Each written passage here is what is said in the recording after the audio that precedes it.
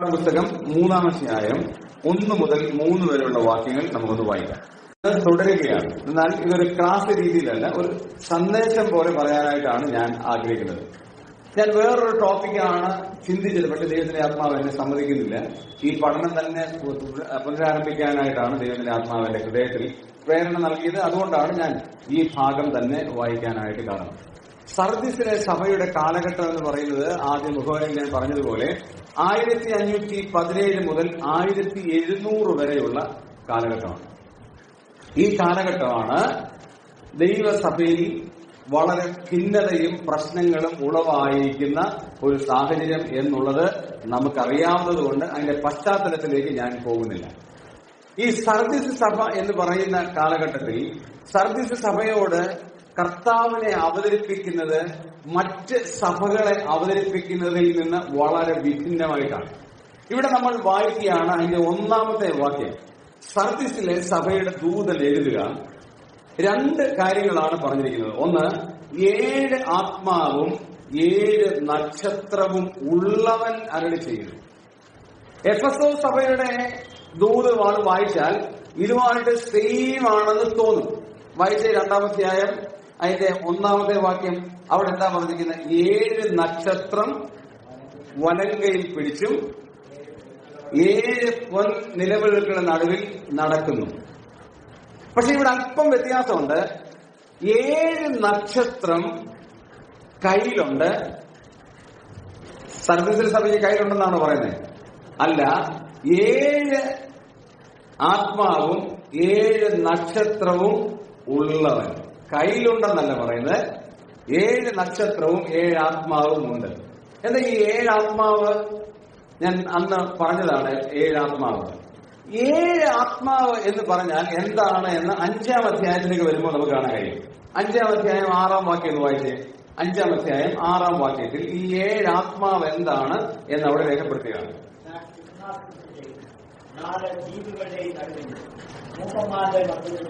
ഒരു കുഞ്ഞാട് അർപ്പപ്പെട്ടതുപോലെ അതിനെ കേൾക്കുമ്പോൾ സർവഭൂമിയിലേക്ക് അയച്ചിരിക്കുന്ന 7 ദൈവാത്മാക്കൾക്കായ 7 കാണുന്നു. അവിടെ 3 ഏഴുകൾ കാണാനായിട്ട് സാധിക്കും. ആ വാക്യത്തിൽ 5-ാം അധ്യായം 6-ാം വാക്യത്തിൽ 3 ഏഴുകൾ കാണാം. 1-ാമത്തെ 7 എന്ന് പറയുന്നത് 7 കൊമ്പുണ്ട്, 2 7 ആത്മാക്കളുണ്ട്, 3 7 കണ്ണുണ്ട്. ഇവിടെ അതിനെ ദൈവത്തിന്റെ പരിശുദ്ധാത്മാവ് പറഞ്ഞിരിക്കുന്ന രീതി വളരെ വിഭിന്നമാണ്. 7 ആത്മാക്കളായ അല്ലെങ്കിൽ 7 ദൈവാത്മാക്കളായ 7 കണ്ണ്. അപ്പൊ 7 ദൈവാത്മാവ് എന്ന് പറയുന്നത് അർത്ഥം 7 കണ്ണ്. നമുക്ക് എത്ര കണ്ണുണ്ട്? 2 കണ്ണ്. ഞാൻ നിങ്ങളെ 2 കണ്ണുകൊണ്ടാണ് നോക്കുന്നത്. നിങ്ങളും എന്നെ 2 കണ്ണുകൊണ്ടാണ് നോക്കുന്നത്. പക്ഷേ 50 പേരുണ്ട് എന്ന് ഇവിടെ ഇരിക്കട്ടെ, എത്ര കണ്ണാണ് എന്നെ നോക്കുന്നത്? 100 കണ്ണ്. നമ്മൾ പലപ്പോഴും ഇത് മറന്നുപോകും. നമ്മൾ നോക്കുന്നത് 2 കണ്ണുകൊണ്ടാണ്. നമ്മളെ നോക്കുന്നവർ പല വ്യൂ പോയിന്റിലാണ് നോക്കുന്നത് എന്നുള്ള കാര്യം നമ്മൾ എന്ത് ചെയ്യും? മറന്നുപോകും. സഹോദരൻ അവിടെ വെച്ച് കണ്ടല്ലോ, എവിടെ? ഞാൻ കണ്ടില്ലല്ലോ. ഞങ്ങളുടെ സഹോദരനെ പോകുന്നത് കണ്ടു. ഞങ്ങൾ ഇങ്ങോട്ട് വന്നപ്പം ഞാൻ എന്റെ വീട്ടിൽ വന്നാണ് സതീഷ് ബ്രദർ എന്നെ കൂട്ടിക്കൊണ്ടു വന്നത്. വരുന്ന വഴിക്ക് തീക്കോഴൂർ പാസ് ചെയ്ത് കഴിഞ്ഞപ്പം ഞാനിങ്ങനെ ഒരാളെന്നെ കൈ കാണിക്കുക, ഒരു ശവക്കോട്ടയുടെ മുകളിൽ നിന്ന് കൈ കാണിക്കുന്നു. റോഹിച്ചനായിരുന്നു. റോഹിച്ചാന്റെ എനിക്ക് മനസ്സിലായില്ല, ആരാതൊന്നും മനസ്സിലായില്ല. എന്നെ കൈ കാണിച്ചു. ഞാനും ആ ജീപ്പിന്റെ ഫ്രണ്ടിൽ ഇരുന്ന് കൈ കാണിച്ചു. അപ്പൊ സതീഷ് ബ്രദറിനോട് ചോദിച്ചു, ആരാ? ഞാൻ പറഞ്ഞു, അറിയത്തില്ല ആരാ. പിന്നെ ഞാൻ കൈ കാണിച്ചേ. ഞാൻ പറഞ്ഞു, എന്നെ പരിചയമുള്ള ആരമായിരിക്കും, അല്ലെങ്കിൽ കൈ കാണിക്കുന്നില്ലോ. കൈ കാണിക്കുമ്പോൾ മിണ്ടായിരിക്കാൻ പറ്റില്ല. അതുകൊണ്ട് ഞാൻ എന്ത് ചെയ്തു? കൈ കാണിച്ചു എന്ന് പറഞ്ഞു. ഞാൻ അദ്ദേഹത്തെ കണ്ടില്ല. കണ്ടു, പക്ഷെ ആരും ഐഡന്റിഫൈ ചെയ്തില്ല. അദ്ദേഹം എന്നെ കണ്ടു. നമ്മൾ പലപ്പോഴും മനസ്സിലാക്കേണ്ട ഒരു കാര്യം, നമ്മൾ ചെയ്യുന്ന പല കാര്യങ്ങളും കണ്ടില്ല എന്നുള്ള അർത്ഥത്തിലാണ് നമ്മൾ ചെയ്യുന്നത്. പക്ഷെ നമ്മളെ കാണുന്ന 7 കണ്ണുകളുള്ള ഒരു ദൈവത്തിന്റെ ആത്മാവിന് മുമ്പിലാണ്. നമ്മൾ പലപ്പോഴും ഞാൻ ചെയ്യുന്നത് ആരും മനസ്സിലാക്കുന്നില്ല എന്നാണ് നമ്മൾ കരുതുന്നത്. പക്ഷെ ദൈവത്തിന്റെ വചനം പറയുന്നതെന്ന് അറിയാമോ? 139-ാം സങ്കീർത്തനം നമുക്ക് കാണാപ്പാടമാണ്. നമ്മൾ വായിക്കുന്നത് എങ്ങനെയാണ്? ഞാൻ ഇരിക്കുന്നത് അറിയുന്നു, ഞാൻ എഴുന്നേൽക്കുന്നത് അറിയുന്നു, എന്റെ നിരൂപണം അറിയുന്നു, എന്റെ നടപ്പറിയുന്നു, എന്റെ കിടപ്പറിയുന്നു. ഇതെല്ലാം നമുക്ക് അറിയാവുന്ന കാര്യമാണ്. പക്ഷെ അവിടെ ഒരു പദം ഇങ്ങനെയാണ്, അങ്ങറിയാതെ അല്ലെങ്കിൽ ദൈവം അറിയാതെ ഒരു വാക്കും എന്റെ നാവിന്മേൽ ഇല്ല എന്ന് പറഞ്ഞ അർത്ഥം എന്താ?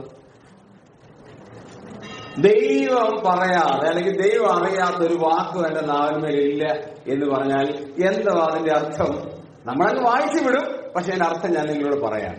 ഞാൻ ചോദിക്കാൻ പോവുകയാണ്, കർണാടകയുടെ തലസ്ഥാനം ഏതാണ്? Which is the capital of Karnataka? Which is the capital of Kerala? Thiruvananthapuram. അപ്പൊ അറിയാം, ബാംഗ്ലൂരാണ് കർണാടകയുടെ തലസ്ഥാനം. അപ്പൊ ഞാൻ ചോദിച്ചപ്പോ നിങ്ങൾ എന്ത് പറഞ്ഞു? ബാംഗ്ലൂർ എന്ന് പറഞ്ഞു, തിരുവനന്തപുരം എന്ന് പറഞ്ഞു. ഞാൻ നിങ്ങളോട് ചോദിച്ചു ഏതാണെന്ന്, നിങ്ങൾ അതേ പറയുള്ളൂ എന്ന് ചോദിച്ചാക്ക് അറിയാം. ഞാൻ ചോദിച്ച അതേ ചോദ്യത്തിന് നിങ്ങൾ ഇതല്ലാതെ വേറെ ഉത്തരം പറയില്ല എന്നെനിക്കറിയാം.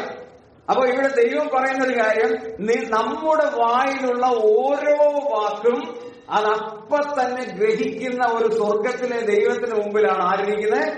നമ്മളിരിക്കുന്നത്. നമ്മൾ പലപ്പോഴും ആ ഒരു തീഷ്ണത മനസ്സിലാകത്തില്ല. കാരണം എത്ര കണ്ണുകൊണ്ടായിരിക്കുന്നത്?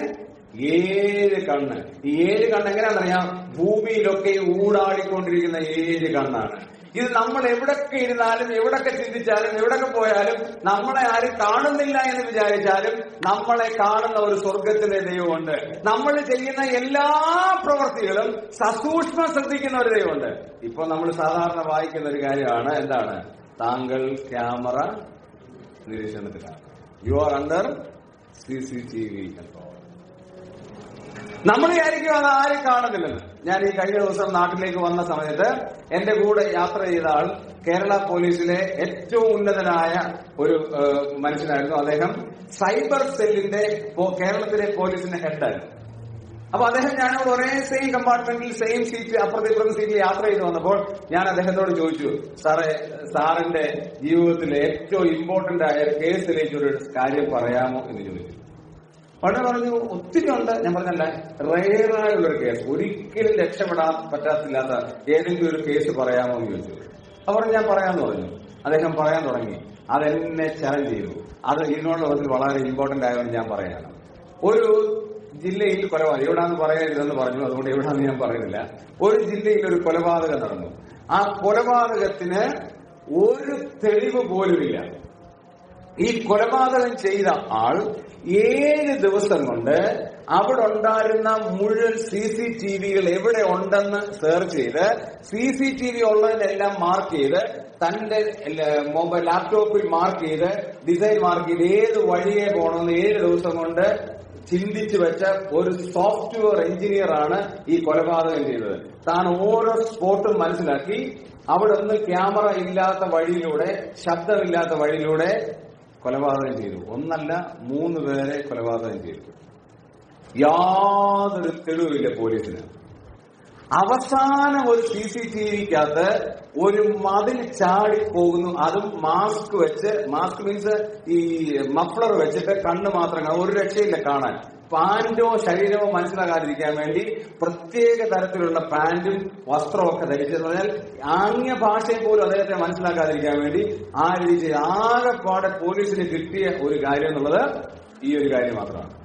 ഈ 7 ദിവസം കൊണ്ട് ഇദ്ദേഹം മാർക്ക് ചെയ്യുന്നതിന് മുമ്പ് 1 മാസം കൊണ്ട് അവിടെ ഉണ്ടായിരുന്ന കടകളുടെ മുഴുവൻ CCTV ദൃശ്യങ്ങളും, അല്ലെങ്കിൽ ഏതെല്ലാം കടകളിൽ CCTV ഉണ്ടെന്ന് ഇദ്ദേഹം നേരത്തെ മനസ്സിലാക്കി കടക്കാരോട് ഡീറ്റെയിൽസ് വായിച്ചു. കാരണം IT ഓഫീസറിന്റെ ആ കാർഡ് തനിക്കുണ്ട്. ഇതെല്ലാം മേടിച്ച് ചെയ്യും. ഇവനാണ് തെറ്റ് ചെയ്തെന്ന് ഒരൊറ്റ തെളിവ് മാർക്കുമില്ല. അപ്പൊ ഞാൻ ചോദിച്ചു, സാർ എങ്ങനെ ഇത് തെളിയിച്ചേ? അത് ദൈവം എപ്പോഴും ഒരു തെളിവ് അവശേഷിക്കും. ഇവനെ ഈ ചാടി പോയി കഴിഞ്ഞ് അടുത്തൊരു സ്ഥലത്തെത്തിക്കഴിഞ്ഞ് ഇവൻ ഫോൺ ചെയ്യുകയാണ്. അതാർക്കും കാണത്തില്ല. ഫോൺ ചെയ്യാണ്. ഫോൺ ചെയ്യുമ്പോൾ നമ്മുടെ ചെറുപ്പക്കാരാണല്ലോ, അവരും മിടുക്കന്മാരാണല്ലോ, അവൻ ആ വീടിന്റെ അവിടെ ഒരു ഹിഡൻ ക്യാമറ വെച്ചിട്ടുണ്ടായിരുന്നു. അത് ഈ മൊബൈലിനകത്തൊന്നും വർക്ക് ചെയ്യത്തില്ല. ഹിഡൻ ക്യാമറ ഉണ്ടെങ്കിൽ മൊബൈലിനകത്ത് സോഫ്റ്റ്വെയർ ഉണ്ടെങ്കിൽ പെട്ടെന്ന് റെക്ടിഫൈ ചെയ്യും. ഇത് റെക്ടിഫൈ ചെയ്യാത്ത ഒരു ബട്ടൺ ക്യാമറ പോലത്തെ ഒരു ക്യാമറ, അതിന്റെ വോയിസും ഓൺ ആയിരുന്നു. ഇവൻ അവിടെ ഇരുന്ന് ഫോൺ ചെയ്യുകയാണ്. അവൻ നോക്കുന്നുണ്ട് ക്യാമറ ഉണ്ടോന്നൊക്കെ നോക്കുന്നുണ്ട്. ഈ ഫോണും കൊണ്ട് ഇങ്ങനെ ചെയ്യുന്നൊക്കെ ക്യാമറ പിടിക്കുന്നുണ്ട്. ഒന്നുമില്ല. അതിനകത്തൊന്ന് പറയാണ്, ഞാൻ ഇന്ന ആളിനെ ഇങ്ങനെ കൊന്നു. അതെനിക്ക് പറയാൻ പറ്റത്തില്ലാത്തതുകൊണ്ടാണ്. ഇന്ന ആളിനെ ഇങ്ങനെ കൊന്നു, ഇന്ന ആളിനെ ഇങ്ങനെ കൊന്നു. 3 പേരെ കൊന്ന വിവരം മുഴുവൻ അദ്ദേഹം മറ്റൊരാൾക്ക് ഫോൺ ചെയ്ത് പറയാണ്. എന്നിട്ട് ആ സിം എടുത്ത് ഒടിച്ച് നശിപ്പിച്ച് കളഞ്ഞു. അതെല്ലാം ആ ഹിഡൻ ക്യാമറയ്ക്കകത്ത് കാണുന്നത്. നശിപ്പിച്ച് കഴിഞ്ഞു. ആ ഫോണ് തീക്കകത്തിട്ട് എന്ത് ചെയ്തു? നശിപ്പിച്ചു. തെളിവ് വല്ലതും ഉണ്ടോ? ഒന്നുമില്ല. കൊലപാതകം എല്ലാം ചെയ്തു. പക്ഷെ ഹിഡൻ ക്യാമറയ്ക്കകത്ത് ഇവൻ പറഞ്ഞ വോയിസ് മുഴുവനും റെക്കോർഡ് ചെയ്തു. പോലീസ് ആ ഹിഡൻ ക്യാമറ തപ്പിച്ചെന്നു. സൈബർ സെല്ലുകാര് ഇവൻ ചാടിപ്പോകുന്ന സ്ഥലത്തുള്ള മുഴുവൻ അവരുടെ എക്യുപ്മെന്റ്സ് വെച്ച് എന്ത് ചെയ്യുന്നറിയാമോ? അവിടെയുള്ള ക്യാമറകൾ ഉണ്ടാവുന്നറിയാൻ അവരുടെ ഏറ്റവും വലിയ സൈബറിന്റെ സാധനം വെച്ച് നോക്കിയപ്പോൾ ഒരു ഹിഡൻ ക്യാമറ അവിടെ വെച്ചിട്ടുണ്ട്. ആ വീട്ടുകാരൻ അവിടെ ഇല്ല, അദ്ദേഹം വേറൊരു രാജ്യത്ത് താമസിക്കുന്നതാണ്. അറിയാതിരിക്കാൻ വേണ്ടി ഹിഡൻ ക്യാമറ വെച്ചിരിക്കുകയാണ്. ക്യാമറ ഉണ്ടെന്നുള്ളവരും ലോകത്തിലാർക്കും അറിയത്തില്ലാത്ത രീതിയിലുള്ള ടെക്നോളജിയിൽ ആ ക്യാമറ വെച്ചിരിക്കുകയാണ്. അദ്ദേഹത്തെ വിളിച്ചു വരുത്തി ആ ക്യാമറയുടെ ബേസ്മെന്റ് എടുത്ത് ഇതെല്ലാം എടുത്ത് ആ വ്യക്തിയെ പിടിച്ചു. ഞാൻ പറഞ്ഞതിന് അർത്ഥം എന്നാണെന്നറിയാമോ? സൈബർ സെല്ലിലെ തിരുവനന്തപുരത്തെ സീനിയറായ പോലീസ് ഓഫീസർ എന്നോട് പറഞ്ഞ കാര്യം ഞാൻ നിങ്ങളോട് പറഞ്ഞത്. എന്താ സംഭവിച്ചെന്നറിയാമോ?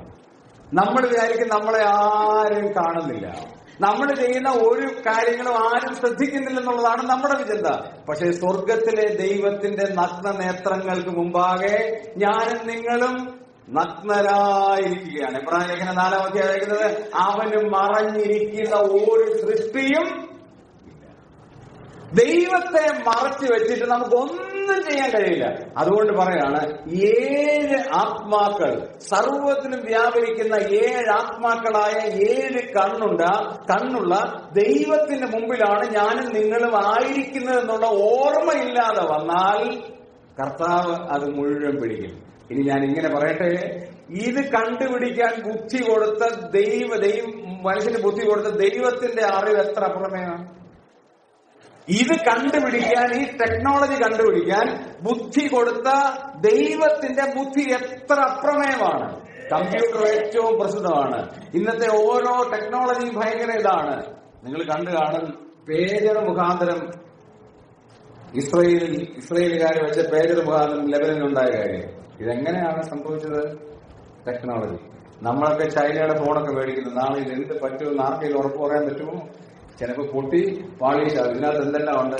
ഇപ്പോഴത്തെ ഏറ്റവും ടെക്നോളജി നമ്മൾ എന്ത് ചിന്തിച്ചാലും ഇതിൽ മൈക്രോഫോൺ ഓണാണ്. നമ്മുടെ വീട്ടിൽ പറയുന്ന കാര്യം മുഴുവൻ ഈ മൈക്രോഫോൺ ഓണായിട്ട് ഗൂഗിൾ ഇതെല്ലാം സെർച്ച് ചെയ്യാണ്. ഗൂഗിൾ അസിസ്റ്റന്റ് എല്ലാം സെർച്ച് ചെയ്തുകൊണ്ടിരിക്കുകയാണ്. നിങ്ങൾ യൂട്യൂബിൽ തിരയുന്ന സമയത്ത് പാചകം തിരഞ്ഞാൽ ഉടനെ നിങ്ങൾ എന്ത് ചെയ്യാണ്? നിങ്ങളുടെ ഭാഷ മനസ്സിലാക്കിയിട്ട് നിങ്ങൾ കറി വെക്കാനായിട്ട് ചിക്കൻ കറിയാണുണ്ടെങ്കിൽ അടുത്ത 10 ചിക്കൻ കറിയുടെ സീരിയലാണ് ഇത് വരിക. സീരീസ് ആയിട്ട് ചിക്കൻ കറി വരിക. നിങ്ങൾ എനിക്ക് ഞാൻ ഓർമ്മയെ തപ്പിയുള്ളൂ, എന്തിനാണ് ഈ 10 എണ്ണം വന്നേ?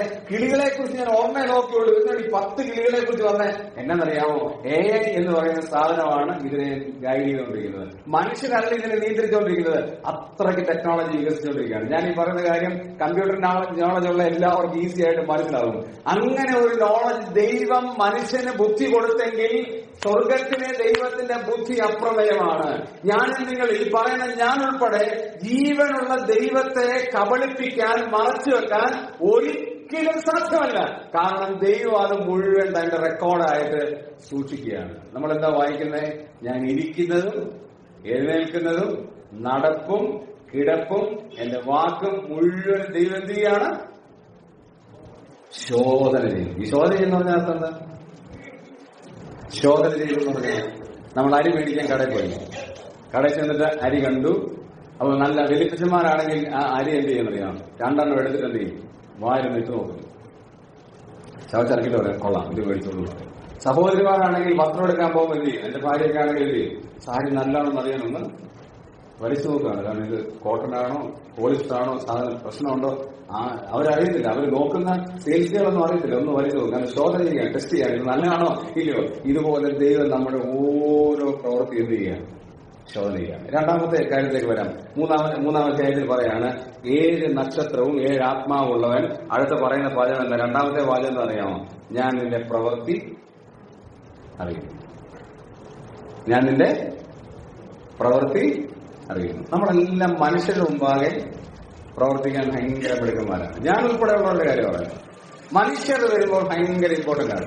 അതിനെപ്പറ്റി പൗലോസ് അപ്പോസ്തലൻ പറഞ്ഞിരിക്കുന്ന ഒരു കാര്യമുണ്ട്. എന്നറിയാമോ? ശുശ്രൂഷ. ജനത്തിന്റെ ഇടയിൽ വന്ന് നിൽക്കുമ്പോൾ കണ്ണിന്റെ മുമ്പാകെ ശുശ്രൂഷ ചെയ്യാൻ ഭയങ്കര മിടുക്കലാണ്. പക്ഷെ ദൈവം നോക്കുന്നത് എന്താ അറിയാം? ആ പ്രവൃത്തിയുടെ പുറകിലുള്ള ഇന്റൻഷനാണ്. ഈ പ്രവൃത്തി അറിയുന്നു എന്ന് പറയുമ്പോൾ അതിന്റെ പുറകിലുള്ള ഇന്റൻഷനാണ് ദൈവം അറിയുന്നത്. നമ്മളൊക്കെ ആ പ്രവൃത്തി മാത്രമേ കാണുന്നുള്ളൂ. പക്ഷെ ദൈവം നോക്കുന്നത് എന്താ അറിയാം? പ്രവൃത്തിക്ക് പുറകിലുള്ള കാര്യം. വായിക്കാം 1 കൊരിന്ത്യർ 3-ാം അധ്യായത്തിൽ നിന്ന് വന്നത്. 1 കൊരിന്ത്യർ 3-ാം അധ്യായം. അവിടെ കർത്താവ് നമ്മളെ ശോധന ചെയ്യുമ്പോൾ എങ്ങനെയാണ് ശോധന ചെയ്യുന്നതെന്ന് പറഞ്ഞിരിക്കുകയാണ്. 1 Corinthians chapter 3 verse 10. 1 കൊരിന്ത്യർ 3-ാം അധ്യായം അതിന്റെ 10-ാമത്തെ വാക്യം ഒന്ന് വായിച്ചേ.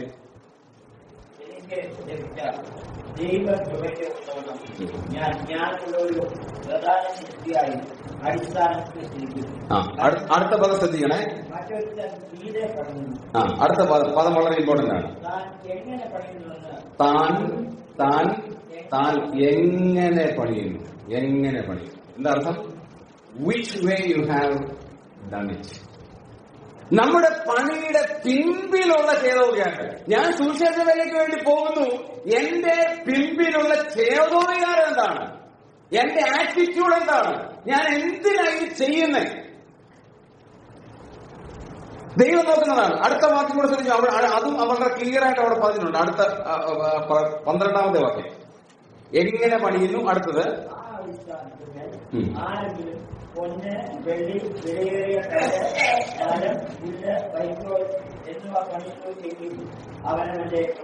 അവനവന്റെ പ്രവൃത്തി. ശ്രദ്ധിക്കണം പദങ്ങൾ. അവനവന്റെ പ്രവൃത്തി. അടുത്തൊരു പദം കൂടെ അവിടെ ഉണ്ട്. 12-ാമത്തെ വാക്യം കൂടെ ശ്രദ്ധിക്കാം. 13-ാമത്തെ വാക്യം കൂടെ ശ്രദ്ധിക്കാം.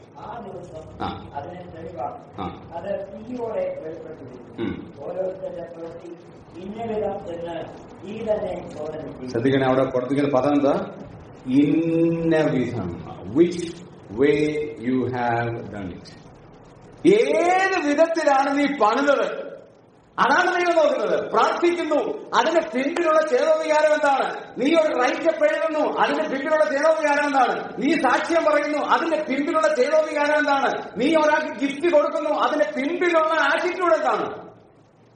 ദൈവം നോക്കുന്ന നമ്മുടെ പ്രവൃത്തിയെക്കാളും അതിന്റെ പിന്നിലുള്ള ഐഡിയയാണ് ദൈവം നോക്കുന്നത്. അത് പൗലോസ് 4-ാം അധ്യായത്തിൽ ക്ലിയർ ആയിട്ട് പറഞ്ഞു. വായിച്ച 4-ാം അധ്യായം, അതേ സെയിം 1 കൊരിന്ത്യർ 4-ാം അധ്യായം അതിന്റെ 5-ാമത്തെ വാക്യത്തിൽ അത് വ്യക്തമായിട്ട് താൻ പറയുകയാണ്. 5-ാം വാക്യം.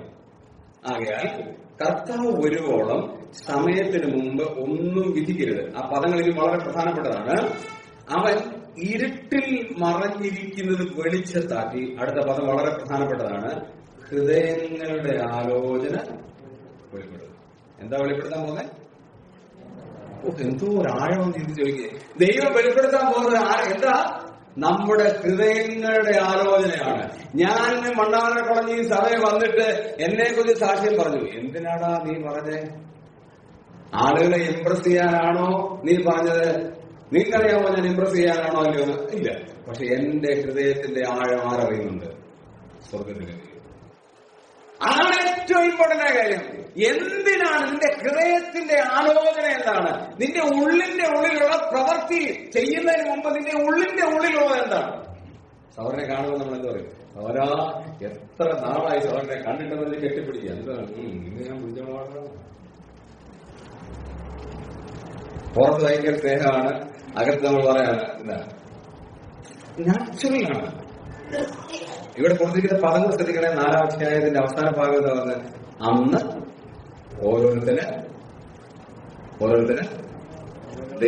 അവനവന്റെ പ്രവൃത്തി വെളിപ്പെട്ടു വരും. അന്ന് ഓരോരുത്തന് ദൈവത്തിങ്കിൽ നിന്ന് പ്രവചനമുണ്ടാകും. അതാണ് നമ്മുടെ പിതാവായ ടി.കെ. ചന്ദ്രൻ എഴുതിയത്. ആദരിച്ചവരും അനാദരിച്ചവരും ആരെന്ന് വെളിപ്പെടും ആ ദിനത്തിൽ. ഈ ആശയം ഉൾക്കൊണ്ടാണ് അതൊക്കെ എഴുതിയത്. ഇപ്പൊ അറിയാമോ? ആരെങ്കിലും അറിയാമോ? ഇപ്പൊ വലിയ തോമസ് ഭയങ്കര ഫുൾ കൈ ഷർട്ടാണ്, ക്ലീൻ ഷേവാണ്, കണ്ടാൽ തരക്കേടില്ല, കുഴപ്പമില്ലാത്ത വചനം പറയുന്നുണ്ട്. നിങ്ങളുടെ മുമ്പിൽ ഞാൻ ആരാണ്? പക്ഷെ എന്റെ ഹൃദയം, എന്റെ ഹോൾ ബോഡി, എന്റെ ആറ്റിറ്റ്യൂഡ്, എന്റെ രീതി, സംസാര രീതി, എന്നെ മുഴുവനായി അറിയുന്ന എന്റെ ഹൃദയത്തിന്റെ ആലോചന വെളിപ്പെടുത്തുന്ന ഒരു ദൈവം സ്വർഗത്തിലുണ്ട്. അന്ന് എന്തോ കിട്ടും? നമ്മളെല്ലാം പ്രതിഫലം കിട്ടുമെന്ന് പറഞ്ഞായിരിക്കുന്നത്. ഈ രീതിയിലാണ് വല്ലതും കിട്ടുമോ? ഇല്ല. ഞാൻ ഇടയ്ക്ക് ചിന്തിക്കുന്ന ഇല്ല, കിട്ടത്തില്ല. കാരണം നമ്മൾ പലതും ചെയ്ത് ഇതിനു വേണ്ടിയായിരുന്നു, പ്രശസ്തിക്ക് വേണ്ടിയായിരുന്നു, മറ്റു പലരും മനുഷ്യരെ കാണിക്കാൻ വേണ്ടിയായിരുന്നു. ഈ ചിന്ത എന്റെ മനസ്സിലേക്ക് ഉണ്ടായപ്പോൾ, ദൈവാത്മാവ് എന്റെ ഹൃദയത്തിലേക്ക് നൽകിയപ്പോൾ, എന്റെ തെറ്റുകളെല്ലാം ദൈവത്തിന് മുമ്പാകെ പറഞ്ഞു. കർത്താവ്, ഞാൻ അറിയാതെ ഒത്തിരി ചെയ്തിട്ടുണ്ട്, പ്രശസ്തിക്ക് വേണ്ടി ഞാൻ ചെയ്തിട്ടുണ്ട്, എന്റെ പേര് അവസരപ്പെടാൻ വേണ്ടി ചെയ്തിട്ടുണ്ട്, ഞാൻ ഇന്ന ആളാന്ന് കാണിക്കാൻ വേണ്ടി കുറച്ച് ചെയ്തിട്ടുണ്ട്. കർത്താവ്, ഞാൻ റിയലി സോറി, ഞാൻ എന്നോട് ശ്രമിക്കണം. കർത്താവ്, ഞാൻ അങ്ങനെ ചെയ്തു പോയിട്ടുണ്ട്, എനിക്ക് അറിയില്ലായിരുന്നു. തെറ്റെപ്പോൾ മനസ്സിലാകുന്നു അപ്പോൾ ദൈവസന്നിധിയിലേക്ക് താഴുക എന്നുള്ളതാണ് ഏറ്റവും വലിയ. നമ്മുടെ ആറ്റിറ്റ്യൂഡാണ് ഏറ്റവും ഇമ്പോർട്ടന്റ്. നമ്മൾ എന്ത് ചെയ്യുന്നു എന്നുള്ളതല്ല, എങ്ങനെ ചെയ്യുന്നു എന്നുള്ളതാണ് ഏറ്റവും ഇമ്പോർട്ടന്റ്. നമ്മൾ ആരെ സ്നേഹിക്കുന്നു എന്നുള്ളതല്ല, എന്താണ് അതിന്റെ പിൻപിലുള്ള ചെയ്ത വികാരം. മരിച്ചു കഴിഞ്ഞ് ഒരു മനുഷ്യൻ സ്വർഗത്തിലെത്തി, ഇതൊരു കഥയാണ്. സ്വർഗത്തിലെത്തി അവന്റെ പ്രവൃത്തി മുഴുവൻ ഇങ്ങനെ കാണിച്ചു കൊടുത്തു. എന്റെ കഥ എന്റെ JC റൈൽ എന്ന് പറയുന്ന ദേവദാസൻ എഴുതിയ ബുക്കിൽ ഞാൻ വായിച്ചതാണ്. ഇദ്ദേഹം ഇങ്ങനെ ഇത് മുഴുവൻ അദ്ദേഹത്തിന്റെ ഇതെല്ലാം കാണിച്ചു കൊടുത്തു, പ്രവൃത്തിയെല്ലാം കാണിച്ചു കൊടുത്തു. പ്രവൃത്തിയെല്ലാം കാണിച്ചു കൊടുത്തു കഴിഞ്ഞപ്പം അയ്യോ സോറി, ഞാൻ ഒരുപാട് കള്ളത്തരമൊക്കെ ചെയ്തു. അപ്പം JC റൈൽ അതിന്റെ എഴുതിയിരിക്കുന്ന കഥയിൽ എഴുതിയിരിക്കുന്നതിനാണ് അദ്ദേഹം ദൈവത്തോട് ചോദിക്കുകയാണ്, "Can you do one favor for me?" എനിക്ക് വേണ്ടി ഒരു കാര്യം ചെയ്യാൻ പറ്റുമോ ദൈവത്തോട് ചോദിക്കുകയാണ്. അപ്പൊ പറഞ്ഞു, "Yes, you can." ചോദിച്ചോളൂ. "Can I go back to earth again and do the ministry?" ഞാൻ വീണ്ടും ഈ ഭൂമിയിലേക്ക് വന്നിട്ട് കർത്താവിന്റെ മിനിസ്ട്രി ഒന്ന് ചെയ്യാനായിട്ട് എന്നെ അനുവദിക്കുമോ? അപ്പൊ പറഞ്ഞു, "No, it is not possible." നമ്മളൊന്ന് അരിച്ചു കഴിയുമ്പോഴാണ് നമ്മളിതെല്ലാം കാണിക്കുമ്പോൾ ഇച്ചിരൂടെ നല്ലവണ്ണം ഞാൻ ചെയ്യേണ്ടായിരുന്നു. കിട്ടുമോ ഒരു അവസരം? ഇല്ല, അതിനുള്ള അവസരമില്ല. നമ്മൾ ഈ ലോകത്തിൽ ഇന്നലെ ഞാൻ ചിന്തിച്ചതുപോലെ ഒരാളുടെ ഡേറ്റ് വന്നു, കാരണം 2160 ദിവസം മാത്രമേ ഉള്ളൂ. പക്ഷെ ഈ ലോകത്തിൽ നമ്മൾ ജീവിക്കുമ്പോൾ നമ്മളെ കൊണ്ട് കഴിയുന്നതിൽ ഏറ്റവും ഭംഗിയായിട്ട് ജീവിക്കാൻ ശ്രമിച്ചാൽ, മറ്റുള്ളവർ എന്ത് പറഞ്ഞോട്ടെ, നോ പ്രോബ്ലം, അവരുടെ കാര്യമല്ല. ഞാനും എന്റെ ദൈവവുമായിട്ടുള്ള കമ്മിറ്റ്മെന്റ്, എന്റെ സഹവിശ്വാസികളുമായുള്ള കമ്മിറ്റ്മെന്റ്, അത് കറക്റ്റായി ഒന്ന് കൊണ്ടുപോയാൽ നമ്മളെ ആയിരക്കണക്കിന്, പതിനായിരക്കണക്കിന്, കോടിക്കണക്കിന് ജനങ്ങളുടെ മുമ്പാകെ നമ്മളെ വിളിക്കും. എങ്ങനെ വിളിക്കും? നല്ലവനും വിശ്വസ്തനുമായ ദാസനെ. ഇത് നമുക്ക് വിലയില്ല, നമ്മളെ ആരും കണക്കാക്കത്തില്ല, നമ്മളെ ആരും അറിയത്തില്ല, നമുക്ക് ബഹുമാനവും തരുന്നില്ല, വേണ്ട, ഒന്നും വേണ്ട. വിൽസൺ ചേതനാട് എന്റെ ഒരു ഫ്രണ്ടാണ്, അദ്ദേഹം എഴുതിയ പാട്ടിന്റെ അരികളിങ്ങനെയാണ്. എന്താണ്? "ലോകത്തിന്റെ ദൃഷ്ടിയിൽ ഞാൻ ഒരു പോഷനായി തോന്നിയാലും ദൈവത്തിന്റെ ദൃഷ്ടിയിൽ ഞാൻ എന്നും ശ്രേഷ്ഠനായി മാറുന്നു." ദൈവത്തിന്റെ ദൃഷ്ടിയിൽ നമുക്ക് ശ്രേഷ്ഠത മതി. അതുകൊണ്ട് നമ്മുടെ പ്രവൃത്തി കർത്താവ് അറിയുന്നുണ്ട്, പ്രവൃത്തിയുടെ ബിഹൈൻഡ് ദ സ്ക്രീൻ കർത്താവ് അറിയുന്നുണ്ട്. മൂന്നാമത്തെ കാര്യത്തിലേക്ക് വരാം. ആ സിന്ധു സഭയോട് പറയുന്ന മൂന്നാമത്തെ ഏറ്റവും പവർഫുൾ ആയ ഒരു കാര്യം പ്രവൃത്തി മാത്രമല്ല. അടുത്തത് 3-ാം വാക്യത്തിന്റെ 1-ാം ഭാഗത്തിന്റെ അവസാന ഭാഗം എന്താ പറയുന്നത്? "ജീവനുള്ളവൻ എന്ന് പേരുണ്ട്, പക്ഷെ നീ" പറഞ്ഞ ഉറക്കെ പറഞ്ഞ് മരിച്ച എന്താ പറയുക? എന്നോട് പറഞ്ഞിരിക്കും, എന്നോട് പെടുന്നുണ്ട്. ഞാൻ പറയാനുള്ളത് പറയണമല്ലോ. കാരണം കല്ലുകൾ പൊട്ടിയാറുണ്ട്. ദൈവം എന്നോട് ചോദിക്കും, "നീ എന്തുകൊണ്ട് ഇത് സത്യങ്ങൾ പറഞ്ഞില്ലെന്ന്?" ഇത് പറയണം, എനിക്ക് പറയണം. ഞാനല്ലെങ്കിൽ ദൈവത്തിന് മുമ്പാകെ അടികൊള്ളാണ്. പേരെങ്ങനെയാ? ജീവനുള്ളവൻ. പക്ഷെ അവസ്ഥ എന്താ? മരിച്ചത്. നമ്മുടെ പേരെന്താ? എനിക്ക് ബ്രദറുകാരൻ എന്ന് പറയുന്നതിനേക്കാൾ ഇഷ്ടം വേർപാടുകാരൻ എന്ന് പറയുന്നതാണ് എനിക്കിഷ്ടം. അതാ എനിക്കിഷ്ടം.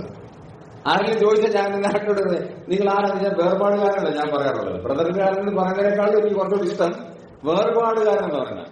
ഞാൻ എന്നെ പാസ്റ്റർ എന്നാണ് പുറത്തുള്ള വിളിക്കുന്നത്. പക്ഷെ എനിക്ക് ഏറ്റവും ഇഷ്ടം ഉപദേശി എന്ന് വിളിക്കുന്നതാണ്. റെജി ഉപദേശി എന്ന് വിളിക്കുന്ന കേൾക്കുന്നത് ഭയങ്കര ഇഷ്ടമാണ്. ഈ പാസ്റ്റർ എന്നുള്ള വിളിയേക്കാളും ഇഷ്ടം ഉപദേശി എന്ന് വിളിക്കുന്നതാണ്. എന്റെ പേഴ്സണൽ കാര്യം ഞാൻ പറഞ്ഞോളൂ. അപ്പൊ നമ്മള് ഇവിടെ പറയുന്ന വായന ശ്രദ്ധിക്കണം. നമ്മൾ ബ്രദറുകാരാണ് അല്ലെങ്കിൽ വേർപാടുകാരാണ്. പക്ഷെ വേർപാടുണ്ടോ? ഉണ്ടായിരുന്നു. ഇപ്പൊ എന്ത് ചെയ്തു? സ്റ്റാർ ക്രിസ്തുമസ് വരികയല്ലേ, ഒരു സ്റ്റാർ ഞങ്ങളുടെ വീട്ടിൽ തൂക്കിയാലല്ല പ്രശ്നം. ഒരു സ്റ്റാർ തൂക്കിയാലല്ല പ്രശ്നം. ഞങ്ങളുടെ ചാർച്ചിൽ വന്നു ബ്രദർ കത്തോലിക്കന്ന് രക്ഷിക്കപ്പെട്ട് വന്നു. കത്തോലിക്കന്ന് രക്ഷിക്കപ്പെട്ട് ഭയങ്കര സ്ട്രോങ് കത്തോലിക്ക. എന്നെ അടിക്കാൻ വന്ന പാർട്ടിയാണ്. എന്നെ അടിക്കാൻ, അവരുടെ ഭാര്യയും മകനും വല്യപ്പനും ഒക്കെ രക്ഷിക്കപ്പെട്ടപ്പോൾ എന്നെ അടിക്കാൻ വേണ്ടി പുള്ളി പ്ലാൻ ചെയ്ത് വന്നിരിക്കുകയാണ്. ബാംഗ്ലൂരിൽ പുള്ളി വന്നിരിക്കുകയാണ്. അടിച്ച് പാസ്റ്ററെ അടിച്ച് ശരിയാക്കണമെന്ന്. പുള്ളി ഒരു ജൂലൈ മാസം 5-ാം തീയതി ഞങ്ങളുടെ വീട്ടിൽ വന്നിരിക്കുക, രഹസ്യമായിട്ട് വന്നിരിക്കുന്നത്. ഞങ്ങൾക്ക് അറിയില്ല അടിക്കാനാണെന്നൊന്നും. എന്റെ വീട്ടിൽ വന്നിരിക്കുക. പുള്ളിയും ഭാര്യയുണ്ട്. ഭാര്യ അടിക്കാതിരിക്കാൻ വേണ്ടിയാണ് ഭാര്യ വന്നിരിക്കുക. എന്നെ ഡയറക്റ്റ് അടിച്ചാൽ പിടിക്കാൻ വേണ്ടി ഭാര്യയോട് വന്നിരിക്കുക. അപ്പൊ ആ പുള്ളി വന്ന് ഭയങ്കര പ്രശ്നമാണ്. രാവിലെ വന്നു. നമ്മൾ വളരെ സ്നേഹത്തിൽ അവരെ സ്വീകരിച്ചു. മിനി അവർക്ക് വേണ്ടിയുള്ള ചായ സാധനങ്ങൾ കൊണ്ടുകൊടുത്തു. ഇങ്ങനെ നിങ്ങള് മതം മാറ്റുന്ന പാർട്ടികളല്ലേ? ഞാൻ പറഞ്ഞു ഇല്ല, ഞങ്ങളാരും മതമൊന്നും മാറ്റിയില്ല. ആര് പറഞ്ഞു? എന്റെ ഭാര്യയും എന്റെ അമ്മായിപ്പനും അപ്പായിപ്പനും ഒക്കെ നിങ്ങൾ മാറ്റിയിട്ടല്ലേ വന്നിരിക്കുന്നത്? ബ്രദർ അവിടെ ഇരിക്കും, ഇതിന് സംസാരിക്കാം. ഇങ്ങനെ ചൂടായി സംസാരിക്കണ്ടല്ലോ. എന്റെ വീട്ടിൽ വന്ന ആളല്ലേ, അതുകൊണ്ട് ഞാൻ ബഹുമാനം കാണിക്കുള്ളൂ. ഇരിക്കും, അവിടെ ഇരിക്കും, ദയവായിട്ട് ഇരിക്കും. ഇരിക്കാനൊന്നും പറ്റില്ല, ഇരിക്കാനൊന്നും നോക്കണ്ട. ഇല്ല, ഇരിക്കുന്നൊന്നുമില്ല, താങ്കളൊന്നും ഇരിക്കുക, നമുക്കൊന്ന് സംസാരിക്കാം. പടപടാന്നാണ് അദ്ദേഹത്തിന്റെ സംഭാവന. ഞാൻ വിചാരിച്ചു മിക്കവാറും അടി എനിക്ക് ഉറപ്പാണ്. കാരണം ഞാൻ എന്തേലും പറഞ്ഞ അദ്ദേഹം ഒരു ഉണ്ണിക്കുഞ്ഞാനൊന്നും ഒന്നുമില്ല, അതിനേക്കാൾ വലിപ്പമുള്ള ഒരു മനുഷ്യനാണ്. ഞാൻ മനസ്സിൽ നോക്കുമ്പോൾ ഞാൻ ഇങ്ങനെ അവിടെ നോക്കാൻ. അപ്പൊ ഞാൻ വിചാരിച്ചു ഓരോ കൈയെടുത്ത് എന്റെ മോളിൽ വെക്കാൻ ഞാൻ തീരുന്ന സംഭവം. അതുകൊണ്ട് ഞാൻ ഭയങ്കര ഭയത്തോടും പേടിയോടും കൊണ്ടിരിക്കുക. ഇനി അടിവല്ലോ കിട്ടിയാൽ തീരുന്നില്ല, ഞാനിങ്ങനെ പേടിച്ചിരിക്കുക. ഈ പുള്ളി അങ്ങനെ ഒരു ആദ്യത്തെ ഒരു 1/2-മുക്കാൽ മണിക്കൂർ ഭയങ്കര പ്രസംഗം എന്ന് പറഞ്ഞാൽ ഞാൻ അവിടെ വലിയ പാതകം ചെയ്തു, അത് ചെയ്തു, ഇത് ചെയ്തു. ഇതെല്ലാം ഞാൻ കേട്ടിട്ട് ഞാൻ പറഞ്ഞു. അവിടെ ഞാൻ മിണ്ടാതെ അവിടെ ഇരിക്കുക. അപ്പൊ എന്റെ ഭാര്യ അവിടെ നിന്ന് പ്രാർത്ഥിക്കുന്നുണ്ട്. ഞാൻ എടുത്തുചാട്ടക്കാരനാണ്. സുവിശേഷത്തിന് വേണ്ടി എന്തെങ്കിലും പറഞ്ഞു കഴിഞ്ഞാൽ പെട്ടെന്ന് റൈസായി ചോദിക്കുന്ന ആളാണ്. ഭാര്യ അടുക്കളയിൽ നിന്ന് പ്രാർത്ഥിക്കുക. എന്റെ അച്ഛനൊന്നും തോന്നല്ലേ, കർത്താവേ സഹായിക്കണേ. പുള്ളിക്കാരെ പ്രാർത്ഥിച്ചുകൊണ്ടിരിക്കും. ഞാനും എന്തോ ഒരു ദൈവഗുണം വ്യാപരിച്ച് ഞാനും അവിടെ മിണ്ടാതിരിക്കുകയാണ്. ഈ പുള്ളി അവസാനം എന്ത് ചെയ്യുന്നറിയാമോ? ഉച്ചയായി 4:30 മണിയായി. യേശു കർത്താവിനെ രക്ഷിതാവും കർത്താവുമായി സ്വീകരിച്ചു. ഈ മനുഷ്യനാണ് ഇന്ന് ചാർമാടി എന്ന് പറയുന്ന സ്ഥലത്ത്, ഞങ്ങളുടെ വേറെ സ്ഥലത്ത് സഭയുണ്ട്, അവിടുത്തെ സുവിശേഷനായിരിക്കുന്നത് ഈ സഹോദരനാണ്. ഇന്ന് കർത്താവിന് വേണ്ടി തീഷ്ണതയെ പുറപ്പെടുക. അപ്പോൾ കത്തോലിക്കയിലേക്ക് ആണെങ്കിൽ അടിക്കാൻ വന്നാൽ പുള്ളി പറയാൻ സാറില്ലേ കിട്ടിക്കോട്ടെ, കാരണം ഞാൻ ഒരുപാട് പേർക്ക് കൊടുക്കാൻ തുടങ്ങിയവനെ, അതുകൊണ്ട് ഞാൻ കൊടുത്തത് ഇവർക്ക് തിരിച്ചു വരുന്നതേ ഉള്ളൂ, അതുകൊണ്ട് പേടിക്കേണ്ട ബ്രദർ വേണമല്ലോ, ഞാൻ കൊണ്ടോളാന്ന് പറഞ്ഞ് റെഡിയായി ഇപ്പൊ പുള്ളി ഇരിക്കുക. കാരണം അതുവേണ്ടി ചൂടാക്കണം. ഇപ്പൊ രക്ഷിക്കപ്പെട്ട് വന്ന സമയത്ത് അദ്ദേഹം പറഞ്ഞു, ഒരു 2-3 മാസമായിട്ട് അദ്ദേഹം പറഞ്ഞു ഞങ്ങളുടെ വീട്ടിൽ ഒരു സ്റ്റാർ തൂക്കണം, അതിന് ബ്രദറിന്റെ അനുമതി പത്രം വേണമെന്ന്. അപ്പൊ ഞാൻ പറഞ്ഞു അനുമതി പത്രം ഞാൻ തരത്തില്ല, ബൈബിൾ എടുത്ത് പറയുന്നു എന്നുള്ളത് നോക്കിയാൽ ബൈബിളിലുണ്ടല്ലോ സ്റ്റാർ. 7 നക്ഷത്രം കൈ പിടിച്ച കർത്താവിന്റെ കയ്യിൽ നക്ഷത്രമില്ല, പിന്നെ നക്ഷത്രം ഞങ്ങളുടെ വീട്ടിൽ തൂക്കിയാൽ എന്നാ ഒരു പ്രശ്നം. ഞാൻ പറഞ്ഞു കർത്താവിന്റെ കയ്യിലാണ് നക്ഷത്രം, അല്ലാതെ വീടിന്റെ മുമ്പിലല്ല. നമ്മള് മാതൃകയായിരിക്കണം. നമ്മൾ വേർപെട്ടവരാണ്. നമുക്ക് ജീവനുണ്ടെന്നുള്ളതാണ്. നമ്മുടെ പിതാക്കന്മാർ കൊടുത്ത വിശ്വാസത്തിന്റെ വില എന്ന് പറയുന്നത് എത്ര വലിയ വിലയാണ്. നമ്മുടെ തലമുറയ്ക്ക് അത് അറിയില്ല. നമ്മുടെ തലമുറയോട് അത് പറയണം. അവർ പിതാക്കന്മാർ കൊടുത്ത വില കൊണ്ടാണ് നമ്മൾ ഇന്ന് അനുഗ്രഹിക്കപ്പെട്ടിരിക്കുന്നത്. അതുകൊണ്ട് ആ വിലയ്ക്ക് വേണ്ടി നമ്മൾ ജീവിക്കണം. നമ്മുടെ ഒരു കുഞ്ഞുങ്ങളെ കണ്ടാൽ തിരിച്ചറിയാമോ? പക്ഷെ ആമ്പിള്ളേർ ഇവിടെ നല്ല ഡീസന്റ് ആമ്പിള്ളേരൊക്കെയാണ്. അവന്മാരുടെ മീശ കണ്ടു കഴിഞ്ഞാൽ തുലുക്കന്റെ പയ്യനാന്ന് തോന്നുന്നു. അതേ പരുവത്തിൽ ഇറങ്ങി വരുന്നു. അല്ല ഞാൻ പറയുന്നത്, ഞാൻ ഈ യൂത്ത് ക്യാമ്പിലൊക്കെ പോകുമ്പോൾ പച്ചയായിട്ട് പറയുന്ന ഒരാളാണ്. അതുകൊണ്ടാണ് ഞാൻ പറയുന്നത്. കണ്ടു കഴിഞ്ഞാൽ അവന്റെ രൂപം പോലും ഒരു ദൈവ പയ്യന്റെ രൂപമല്ല. അവരുടെ രൂപത്തിന് തക്കവണ്ണം നമ്മളാവുക, അവരുടെ ഇഷ്ടമനുസരിച്ചാളുക. നമ്മുടെ ഇൻഫ്ലുവൻസ് അവരിൽ വരാതെ അവരുടെ ഇൻഫ്ലുവൻസ് നമ്മളിലേക്ക് വരികയാണ്. നമ്മളുടെ ഇൻഫ്ലുവൻസ് അവരിലേക്കാണ് വ്യാപരിക്കേണ്ടത്. അതിന് പകരം അവര് നമ്മളെ ഇൻഫ്ലുവൻസ് ചെയ്യുക. പേരെന്താ? ജീവനുള്ളത്. സ്വഭാവം എന്താ? മരിച്ചത്. പേരുണ്ടോ? ഉണ്ട്. ചിരൻ സാറ് പാടിയെന്താ? യഹോവാ ദൈവമാം വിശുദ്ധാജാതിനാം അവനവകാശമാം ജനനാം പരദേശികൾ നാം ഭാഗ്യശാലികൾ ഇതുപോലൊരു ജാതിയുണ്ടോ. എന്തോ അഭിമാനത്തിലാണ് നമ്മളെ പാട്ട് പാടുന്നത് അല്ലേ? ഇതുപോലെ ജാതി. ഇപ്പൊ നാട്ടുകാരെന്താ പാടുന്നറിയാം? ഇതുപോലൊരു ജാതിയുണ്ടോ. അവരും അതന്നെയാ പാടുന്നത്. പക്ഷെ ടോൺ അല്പം സംഗീതത്തിനകത്ത് ഋതവും അതിന്റെ ശ്രുതിയും ഒക്കെ ഒന്ന് മാറ്റിയിട്ട് അവരെന്ത് പറയാം? ഇതുപോലൊരു ജാതിയുണ്ടോ. നമ്മളെന്ന് ചോദിച്ചാൽ എന്തൊരു നാണക്കേടല്ലേ.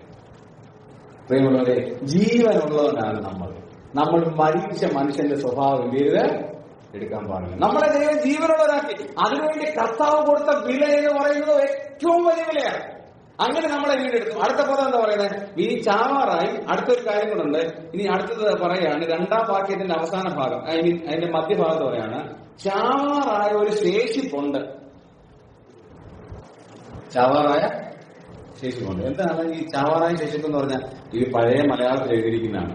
പുതിയ മലയാളം എങ്ങനെ അറിയാം? പുതിയ മലയാളത്തിൽ പറഞ്ഞിരിക്കുന്നത് ജീവനുള്ള സകല സാധനം നിന്റെ ശരീരത്തിലുണ്ടെന്നാണ്. മോഡേൺ ലിവിംഗ് ട്രാൻസ്ലേഷനിൽ പറഞ്ഞിരിക്കുന്നത് ചാവാറായ ശേഷിപ്പ് എന്നുള്ളതിന് ജീവനുള്ള സകല ശരീരം നിന്റെ കയ്യിലുണ്ട്. ഈ ക്യാൻസറുമായിട്ട് ബന്ധപ്പെട്ടാണ് ഞാൻ പറയാൻ ആഗ്രഹിക്കുന്നത്. നമ്മുടെ ശരീരത്തിന്റെ സെൽസ് എന്ത് ചെയ്യും? കൊല്ലുന്നതാണ് ക്യാൻസർ. ആ സെൽസിനെ ഡോക്ടേഴ്സ് എന്താ ചെയ്യുന്ന അറിയാമോ?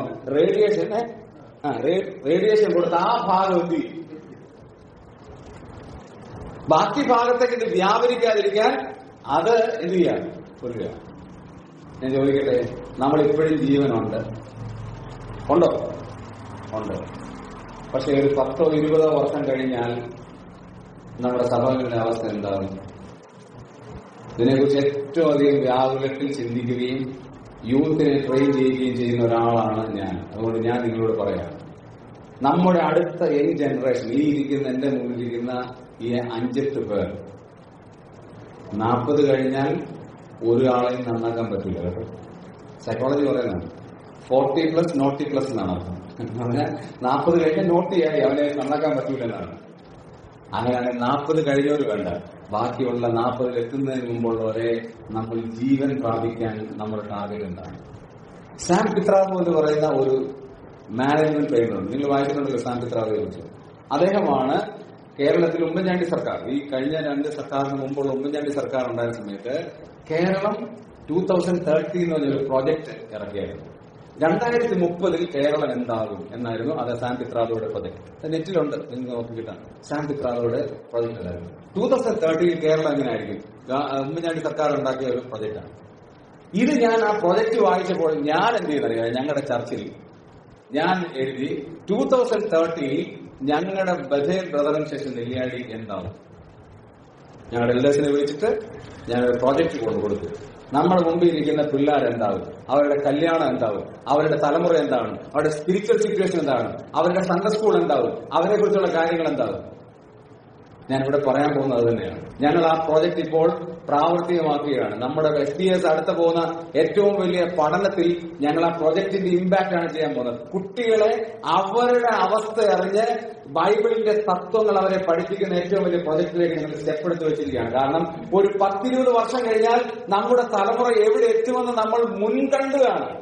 ഞാൻ ഇങ്ങനെ പറയട്ടെ, നമ്മൾ വിചാരിക്കും എല്ലാം തരിപ്പണമാകാൻ പോവുകയാണ് എന്ന് നമുക്കൊക്കെ ചിന്തയുണ്ട്. എല്ലാവർക്കും, ഒരുമാതിരിപ്പെട്ട എല്ലാവർക്കും ദൈവത്തെ സ്നേഹിക്കുന്ന, കാരണം നമ്മുടെ പിതാക്കന്മാർ കൊടുത്ത വില കൊടുത്ത് ഉണ്ടാക്കിയ ഈ പ്രസ്ഥാനം നിന്നു പോകരുത്, നശിച്ചു പോകരുതെന്ന് ആത്മാർത്ഥമായിട്ട് ആഗ്രഹിക്കുന്ന കുറെ ആളുകളുണ്ട്. ഏലിയാവ് പറഞ്ഞു, എന്താ പറഞ്ഞു? ഞാൻ ഒരുത്തൻ മാത്രമേ ഉള്ളൂ, ബാക്കിയുള്ളവരെല്ലാം. കർത്താവ് എന്താ പറഞ്ഞു? എടാ ഏലിയാവേ, വാലിന് മുട്ട മടക്കാത്ത 7000 പേരെ ഞാൻ ഇത് ചെയ്തിട്ടുണ്ട്. ശരി, ഞാനിവിടെ ചലഞ്ച് ചെയ്തിട്ട് പറയട്ടെ, ആ 7000 പേരിൽ ഞാൻ ഒരാളാകാനായിട്ട് ആഗ്രഹമുണ്ടോ? കർത്താവേ, നമ്മുടെ സഭകൾ നിലനിൽക്കാനായിട്ട് ആ ചുരുക്കം വരുന്ന 7000 പേർ, ആ മൈനോറിറ്റി, അതിനകത്ത് ഞാൻ വേണം. ഞാൻ ആ മൈനോറിറ്റിയിലായിരിക്കണം. മെജോറിറ്റി വേണ്ട, ആ മൈനോറിറ്റിയിൽ കർത്താവിന് വേണ്ടി പ്രാർത്ഥിക്കുന്ന, ദൈവജനത്തിന് വേണ്ടി കരയുന്ന, യുവാക്കന്മാരെ ഓർത്ത് കരയുന്ന, അവർക്ക് വേണ്ടി ആത്മീയ ദർശനം കൊടുക്കുന്ന ഒരു മൈനോറിറ്റി ആയി തീരാനായിട്ട് എത്ര പേർ ആഗ്രഹിക്കുന്നുണ്ട്? നമുക്കാകാം. എങ്ങനെ? പ്രാർത്ഥിക്കാം, പ്ലാൻ ചെയ്യാം, ഒരുപാട് കാര്യങ്ങൾ ചെയ്യാം. ഞാനിവിടെ വന്നപ്പോൾ ഏറ്റവും സന്തോഷിച്ചു. കാരണം എന്താ, ഇത്രയും ചെറുപ്പക്കാരെ സൺഡേ സ്കൂൾ പഠിപ്പിക്കുന്ന അധ്യാപകർ, അവരെ ശരിക്കും ഞാൻ ചോദിച്ചു ഏത് ക്ലാസ്സാ പഠിപ്പിക്കുന്നത് എന്താന്നൊക്കെ ഞാൻ അധ്യാപകനോട് ചോദിച്ചു, താങ്കളോട് ചോദിച്ചു. നല്ല കുട്ടികൾ അടുത്തൊരു തലമുറയിൽ വരികയാണ്. പക്ഷെ എത്ര നാൾ വരെ ഇങ്ങനെ മുമ്പോട്ട് പോകും? പേരൻസിന്റെ ആ റോളാണ് ഏറ്റവും ഇമ്പോർട്ടന്റ്. പേരൻസ് അഴിച്ചു വിട്ടാൽ, ഒരല്പം ഫ്രീഡം കൊടുത്താൽ, നിങ്ങളുടെ മുമ്പിലിരിക്കുന്ന ഈ കുട്ടികൾ നിങ്ങളുടെ കയ്യിൽ നിന്ന് പോകും. ഉറപ്പാണ്. അതുകൊണ്ട് നമ്മൾ അവരെ ദൈവകൃപയിൽ 10, 15, 16 വർഷം മാത്രമേ നമ്മുടെ മുമ്പിൽ ഇവരുള്ളൂ. അത് കഴിഞ്ഞ് അവർ പഠിക്കാൻ പോകുന്നു, വിദേശത്ത് പോകുന്നു, പിന്നീട് പോയി. ഈ 16 വർഷം കൊണ്ട് അവരെ ട്രെയിൻ ചെയ്യിക്കേണ്ട ഏറ്റവും വലിയ ഉത്തരവാദിത്തം ഈ മൈനോറിറ്റി ഗ്രൂപ്പായ നമുക്കാണ്. ചാവാറായ ശേഷിപ്പ് നമ്മളുടെ ഇടയിലുണ്ട്. ആ ശേഷിപ്പിനെ ശക്തീകരിക്കേണ്ട ഏറ്റവും വലിയ ഉത്തരവാദിത്തം എന്നിലാണ് എന്ന് ഞാൻ ചിന്തിക്കുന്നത് പോലെ നിങ്ങളിലാണെന്ന് നിങ്ങൾ ചിന്തിച്ചേ പറ്റൂ. കാരണം അല്ലെങ്കിൽ അർബുദം കാർന്നു തിന്നുന്നത് പോലെ നമ്മുടെ സഭകൾ കാർന്നു തിന്നും. എന്റെ മോളെ ഞാൻ വളർത്തിക്കൊണ്ടുവരികയാണ്, മോനെ ഞാൻ വളർത്തിക്കൊണ്ടുവരികയാണ്. അവനും അവർക്ക് നല്ല ആത്മീക പക്വതയുള്ള പരിജ്ഞാനമുള്ള ഒരു മകനെയും മകളെയും ലഭിക്കുന്നില്ലെങ്കിൽ എന്റെ വീട്ടിൽ ട്രെയിനിങ് കൊടുത്തിട്ട് എന്താ കഥ? നമ്മളാണ് ഇനിഷ്യേറ്റീവ് എടുക്കേണ്ടത്. എന്റെ കുഞ്ഞിനെ ഏത് രീതിയിൽ വളർത്തണം, അവനെ എങ്ങനെ ആത്മീകമായി മുമ്പോട്ട് കൊണ്ടുപോകണം. കാരണം അവർക്കറിയത്തില്ല, അവർക്ക് ഈ കാലഘട്ടത്തിൽ അറിയത്തില്ല, അവർക്കറിയില്ല. അവർ ചിന്തിക്കുന്നത് അവരുടെ ലോകമാണ് ഏറ്റവും വലുതെന്ന്. കാരണം എന്താ, അവര് വിദ്യാഭ്യാസമുണ്ട്, they have to speak English, അവർക്ക് എല്ലാ കാര്യങ്ങളും അതായത് ഇന്റർനെറ്റ് ആക്സസ് ഉണ്ട്. ഏതെങ്കിലും ഒരു ഗുളിക കിട്ടിയാൽ ഉടനെ ഗൂഗിൾ ചെയ്ത് നോക്കുക എന്താണ് ഇതിന്റെ ഗുണം, എന്താണ് ഇത്. പിള്ളേർ ഭയങ്കര അഡ്വാൻസ് ടെക്നോളജിയാണ്, നല്ല കാര്യമാണ്. പക്ഷേ പ്രായോഗികമായി എപ്പോഴും നിർദ്ദേശം കൊടുക്കേണ്ടത് ആരാന്നറിയാമോ? അപ്പന്മാരും അമ്മമാരും. മക്കള് പറയും എന്റെ അപ്പനും അമ്മ ഇപ്പൊ ഞാൻ പറയുന്നത് കേൾക്കുന്നില്ലെന്ന് വേണേ പറയാനായിരിക്കും. കാരണം അങ്ങനത്തെ ഒരു കാലത്തിലാണ് ഇപ്പൊ ജീവിക്കുന്നത്. പക്ഷെ ഓർക്കേണ്ട ഏറ്റവും ഒരു കാര്യം, അപ്പൻ അപ്പയാണ്, അമ്മ അമ്മയാണ്, നിങ്ങളുടെ എൽഡേഴ്സ് എൽഡേഴ്സ് ആണ്, പ്രായമുള്ളവർ പ്രായമുള്ളവരാണ്. ആ ബഹുമാനം കൊടുക്കണം. കാരണം ചാവാറായ കുറെ ശേഷിപ്പ് എല്ലായിടത്തും ഉണ്ട്. അതിനെ നമ്മൾ ശക്തിപ്പെടുത്തിയില്ലെങ്കിൽ വലിയ പ്രശ്നമാണ്. അവസാനം പറയുന്ന ഒരു കാര്യം കൂടെ ശ്രദ്ധിക്കാം. അവിടെ വായിക്കുന്ന രണ്ടാമത്തെ വാക്യം ശ്രദ്ധിക്കുക. രണ്ടാം വാക്യം ഒരു കാര്യം കൂടെ പറഞ്ഞ് അവസാനിപ്പിക്കാം. അവിടെ ഒരു കാര്യം കൂടെ പറയണ്ടേ, സമയം പെട്ടെന്ന് ഓടിപ്പോയല്ലോ. വായിച്ച രണ്ടാം വാക്യത്തിന് അവസാനം പറഞ്ഞു. അത് ഭയങ്കര പ്രശ്നമുള്ള ഒരു വാക്യമാണ്. നമ്മുടെ പ്രവൃത്തി